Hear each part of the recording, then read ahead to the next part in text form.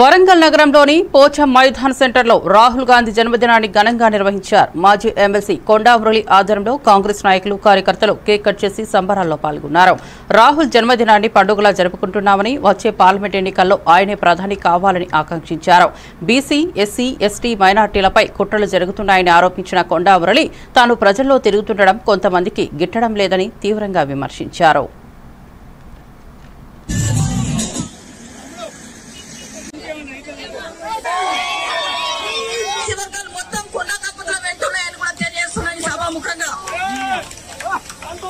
ఆమెకు చిన్నగా ఏది జరిగినా కానీ మేమందరం కూడా రోడ్డు మీదకి వస్తామని కూడా తెలియజేసుకుంటున్నాము. మరి కొండపల్లి రాహుల్ గాంధీ గారి 50వ జన్మదినం పురస్కరించుకొని మనం ఇక్కడ పండుగ చేసుకుంటున్నాం. ఎందుకంటే అది మన బాధ్యత.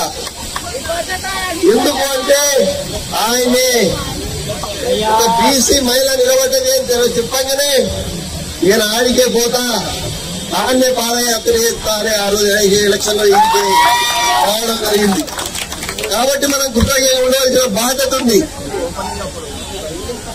మీరు అర్థం చేసుకోవాలి, అది మనం గుర్తుపెట్టుకోవాలి ఎవరైనా. మరి ఈరోజు కొంతమంది బీసీల మీద, ఎస్సీల మీద, అనాథ వర్గాల మీద మరి కుట్రలు చేస్తున్నారు. మీరు ఒక్కటే ఆలోచించండి. ఆ మధ్యలో కొండపల్లి నిశ్శబ్దంగా ఉన్నాడు, బాగా తెలియదు. నిశ్శబ్దంగా ఉండి బయటకు వస్తే అది ఒక విస్ఫోటం. నేను ఈ 20 రోజుల బట్టి తిరుగుతుంటే కొంతమంది నాయకులకు పాపం తిరగలేదు. అగో ఏంది కొండపల్లి, మనం గది చెప్తీవి, పెరాలసిస్ వచ్చిందని చెప్తీవి,